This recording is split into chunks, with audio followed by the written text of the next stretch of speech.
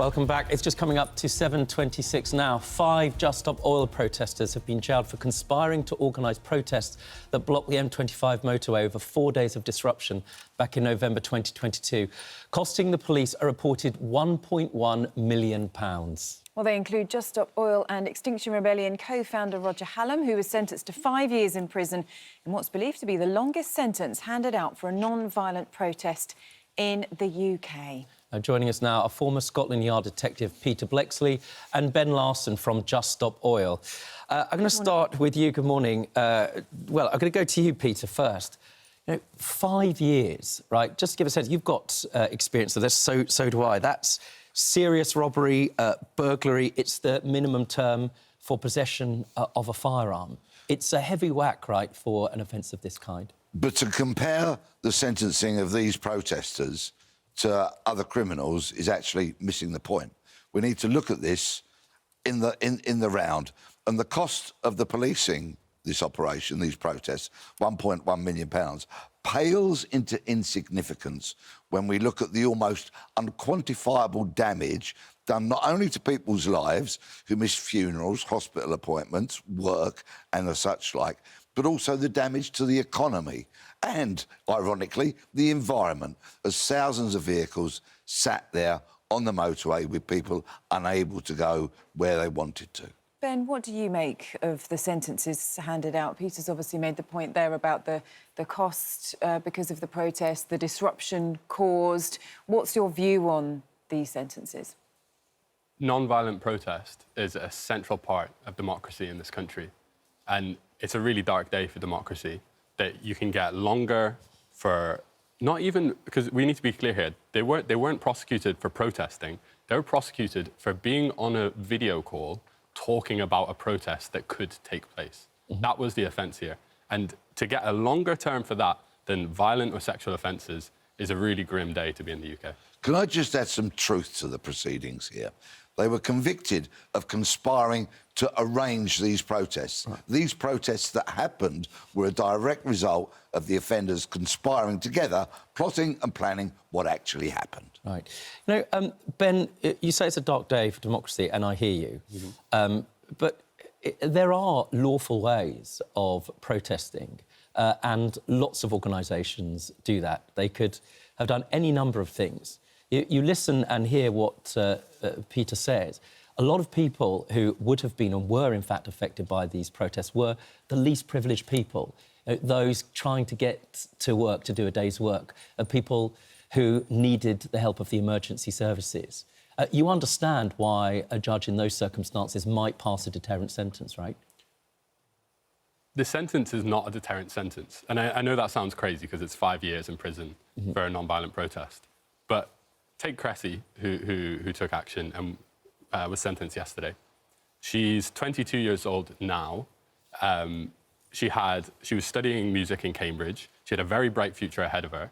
And she decided to throw that in the bin, essentially, because she was more terrified of what climate breakdown will do to this country and across the world than what any sentence... But she could have gone out and protested perfectly lawfully. Now, what I don't understand here is what the defence was. I'm aware of people involved in this trial. Mm-hmm. And rather than engaging with the court process, what I understand to have took place, and you probably went and observed, I hope, yourself, the defendants in the case used the opportunity to grandstand and make speeches. No, sorry, that's just not true. The defendants in this case, in a climate change protest case, were banned from saying the words climate change. In those circumstances, what can you do? You have to speak your truth to the jury and to make sure that they are aware of the facts of the case. And if you'll just let me say the agreed facts of the case. So, 1, climate change is an existential threat. If we go over 1.5 degrees C, that carries catastrophic risk. We're already over 1.5 degrees C, and that the government opened new oil and gas licensing in October 2020. Why not use the limitless numbers of ways lawfully to protest, to walk through the streets, to hold placards, even to take lawful direct action?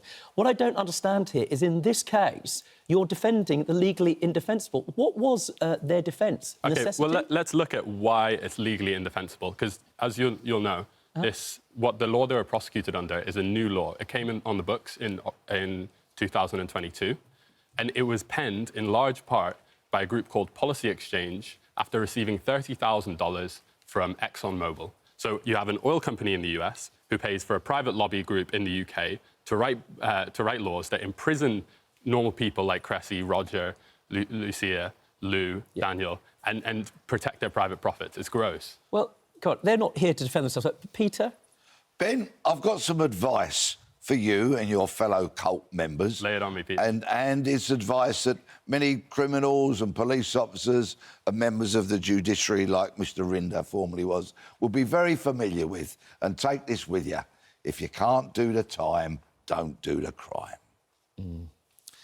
I just don't understand. I'm really lost here, right, on what defence all of these defendants chose to run here, right? Now, I thought perhaps it might be one of necessity. Just to be clear, what you say is there's an emergency, and so consequently, maybe in those circumstances where there's an overwhelming urgency, a person can respond by breaking the law. That's not available in criminal law way before the act that you're talking about. That's a very narrow defence, only available in a very small number of cases.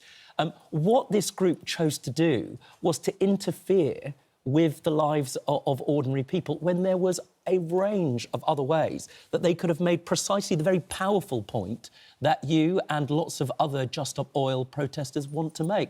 Why not do that? Well, people, for example, complaining for Palestine, for example, are mostly doing that lawfully. Campaigners who campaign totally within the law and who never consider stepping outside of the law into civil resistance do not get invited to Good Morning Britain, first of all. Number two... Manifestly not true.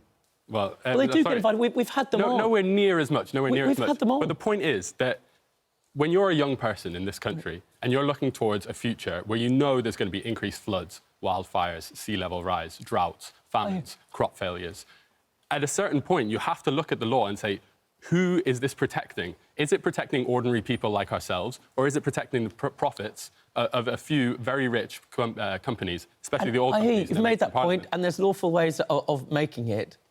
5 years, Peter. So it's a long old time. I come back to that. I mean, it's likely, I would have thought, in my professional view, to perhaps be reduced, don't you think? Well done, the judge, and well done, the Sun newspaper, that actually infiltrated the meeting, the online meeting, during which those convicted were planning all of this disruption. I think they both need to be commended. And really, Ben, you know, there are other ways of making friends, getting people on side, which is all the kind of thing you should do if you're conducting a campaign. Not disrupting people's lives, not alienating people, and not going to prison. OK, well, we have to leave it there. Peter Bleksley, Ben Larsen, thank you both for joining us this morning. Go to juststopoil.org, sign up now, pluck something yourself. Do it lawfully. Let's take a look at the weather now with Laura.